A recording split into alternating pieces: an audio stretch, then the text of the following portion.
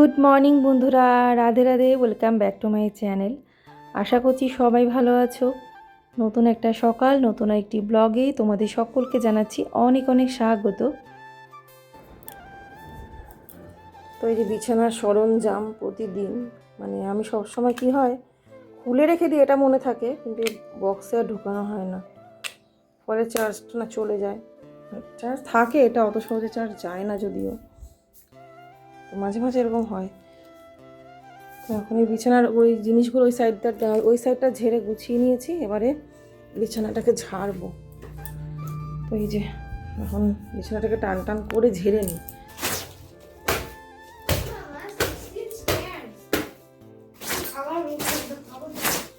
দিচ্ছি বাবা।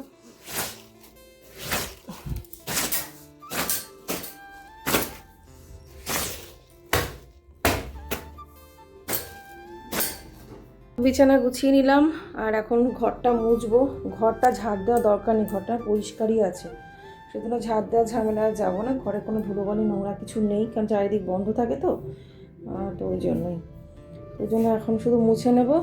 আর ব্যাস, সারি জলের বোতলগুলো নিয়ে যাই, আবার জলের বোতলগুলো নিয়ে যাবো। তো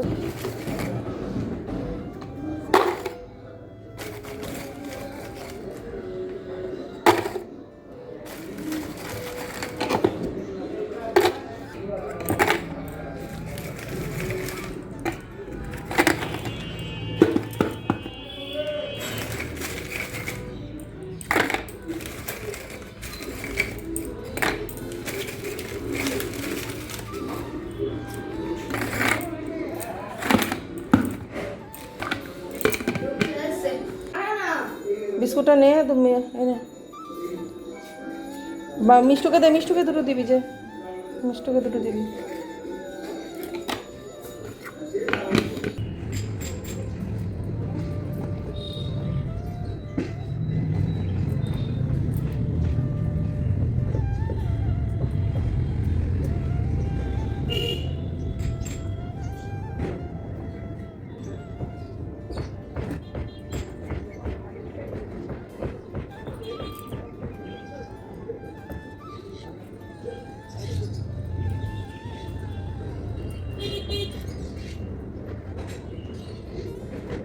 সকালে কাজকর্ম সেরে স্নান করে ওপরে জামা কাপড় মেলে দিয়ে এবারে নিচে এসে চা বসিয়ে দিলাম।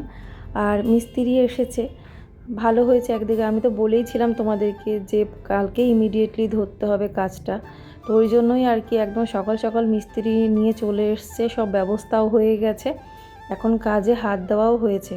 এবার শান্তি পেলাম, কারণ আমাদের বাড়ির যে কোণাটা এটা হয়েছে সেটা একদম বাড়ির মেন পোর্শনের কোণা দিয়ে, একদম ওপেন। তো দেখতেই পাচ্ছ বাড়ির যে একটা সীমানা, একটা যে ঘেরাও করা একটা সেফটি, সেটাই পুরো নষ্ট হয়ে গেছে। তো দেখতেই পাচ্ছ কতটা ভাঙতে হয়েছে, অনেকটা এরিয়া নিয়ে কিন্তু ভেঙে আবার নতুন করে গড়তে হচ্ছে। যে রাজমিস্ত্রি মশাইদের পাওয়া গেছে, যারা যারা আর কি কাজটা করছে খুব ভালো আর কি, ওই ইটগুলো সুন্দর ছাড়ি রেডি করছে, ওইগুলো দিয়ে যাতে আবার গাঁথতে পারে আর কি। তো ফ্রেন্ডস, এখন চা খাওয়া হলো, আসলাম, চুলটা আসলাম, সিঁদুর পরলাম, ওদিকে মিস্ত্রি কাজ করছে। তো ওগুলো আমি তোমাদের আর দেখাতে পারছি না, তার কারণ হচ্ছে বাইরে দিয়ে গিয়ে দেখাতে হবে। 2 নম্বর কথা, এদিক দিয়ে জানলা বন্ধ করে রাখা হয়েছে, জানলা খুলে ছিটে আসতে পারে, ধরো সিমেন্ট ভাঙা কি হয়তো বালিকণা। হ্যাঁ, ছোটোখাটো কাজ হোক, মিডিয়াম হোক বা বড়ো সড়োই হোক না কেন, মিস্ত্রি কাজ বাড়িতে হলে দেখবে একটা তাড়াহুড়ো থাকে, একটু চাপ থাকে আর কি। তো সেটাই, ওই জন্য আজকের ভিডিওটাও হয়ে গেছে ছোটোখাটো, 10 মিনিটেরও কম হয়েছে আজকের ভিডিওটা, 9 মিনিটের মধ্যে। তো যাই হোক, তবুও তো তোমাদের একটা ভিডিও দিতে পারছি। আর এই যে এদিকে রান্না বসিয়ে দিয়েছি, এদিকে ভাত, আর এদিকে আমি এখন ডালটা ফোড়ন দেব। তো সকাল সকাল রান্নাটা করে নিচ্ছি, যেহেতু আমি সকাল সকাল ঘরে কাজগুলো সব করে নিচ্ছি এই কদিন ধরে, একদম সকালে হয়ে যাচ্ছে, সেই জন্য কিন্তু সাথে আমার রান্নাটাও খুব সকালে হয়ে যাচ্ছে, একদিকে সুবিধে। তো আজকে পেঁপে দিয়ে ডাল করছি, তো চলো রান্নাটা করে নিই, তারপরে দেখাচ্ছি কি কি রান্না করলাম। তো তার সাথে তোমাদের একটা ঘটনা বলি, যেটা হয়তো জানি না এটা আদৌ সত্যি হয় নাকি, এটা আমার শোনা কথাই বলছি আমি। পুরনো দিনের মানুষেরা অনেকে আর কি এরকম বলতেন। তো সেই রকমই বলে নাকি, বাড়িতে যদি অশুভ কোনো কিছু থাকে, কোনো হাওয়া বাতাস বা কোনো যেটাকে আমরা বলি নেগেটিভ এনার্জি, সেগুলো যদি কোনো সময় বাড়ির থেকে বেরিয়ে যায় তো সেটাই আর কি তখন নাকি বাড়ির কোনো একটা অংশ অনেক সময় ভেঙে যায়, ভেঙেও বেরিয়ে যায়, এরকমটাও হয় নাকি। তো আমাদের যেটা হয়ে যায় সেটা কিন্তু আমাদের বাড়ির একদম ঈশান কোণে। তো হতে পারে এটা হয়তো কোনো শুভ লক্ষণ, কারণ একে তো শ্রাবণ মাস, তার মধ্যে নন্দী মানে ষাঁড়ের দ্বারা হয়েছে এটা। তো কেন বলছি এই কথাটা সেটাও তোমাদের বলবো। তো চলো দেখিয়ে দিয়ে আজকে কী কী রান্না করলাম। খাওয়া দাওয়ার টাইমে একটু শেয়ার করতে পেরেছি। এই যে পেঁপে দিয়ে ডাল করেছি, ভাজা মুগ ডাল করেছি, আজকে ডালটা বেশ ভালো করে ভেজে নিয়েছিলাম। আর এই পনিরটা না শুধু করেছি, পটল ভাজা করেছি ডালের সাথে, আর ঝিঙে আলু পোস্ত করেছি, কারণ ও আগের দিন বলেছিল ঝিঙে আলু পোস্ত করতে। তো সেটা আমি আজকে করলাম, কারণ আগের দিন অন্য রান্না আমার গোছানো হয়ে গেছিলো। তো এই যে এবারে কাজ চলছে, একটু একটু শেয়ার করছি। শেয়ারটা কেন করছি, এটা এখানে একজন বসে আছে, যেটা হচ্ছে আমার ছেলে, এখানে বসে বসে কাজ দেখছে। ওর মানে এই জিনিসগুলো দেখতে ওর এখন ভালো লাগছে, কারণ ওর কাছে তো এগুলো নতুন, কারণ ওর জন্মের পর কোনো রকম মিস্ত্রির কাজ এই ধরনের কাজ হয়নি আর কি, যে সিমেন্ট বালি পাথরের কাজ মানে ইট গাঁথা এই ধরনের কোনো কিছু ও দেখেনি সামনাসামনি। তো ওর কাছে এগুলো স্বাভাবিক নতুন ইন্টারেস্টিং, সেজন্য ও দেখছে। আর আজকে স্কুলে যেতে পারেনি, পায়ে ব্যথা, দুজনারই শরীরটা ঠিক ছিল না। গোপাল আগের দিন থেকেই বলছিল মা আজকে পায়ে ব্যথা, আমি যেতে পারবো না, মানে আগের দিন রাত থেকেই বলছিল। ঠান্ডা জল বৃষ্টিতে স্কুল করেছে কদিন, ব্যাস। তো এই যে এখন মিস্ত্রিদেরকে চা করে দিচ্ছি। হ্যাঁ, যেটা বলছিলাম সেটা কেন পজিটিভ বলছি, যে আমাদের বাড়িতে যেটা হলো সেটা হয়তো ভালোর জন্য, কারণ ভগবান যেটা করেন মঙ্গলের জন্য। তো সেটা বলছি এই কারণে, আজকে যদি এটা না হতো, সত্যি কথা বলছি যে আমরা কোনোভাবেই কিন্তু এই ধরনের কাজগুলোতে হাত দিতাম না।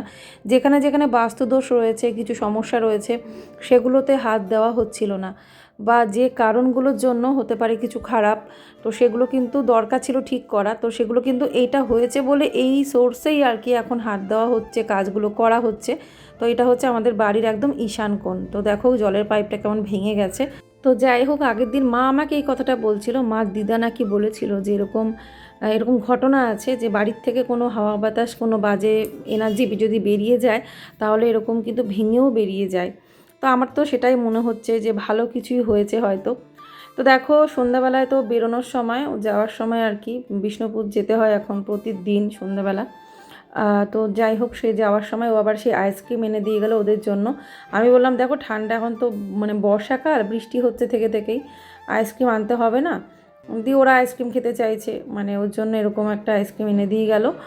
আসলে আমার ফ্রিজটার এমন অবস্থা, মানে আইসক্রিম জমানো, আইসক্রিম রাখা বা আইস রাখা এগুলো কিছুই করা যায় না।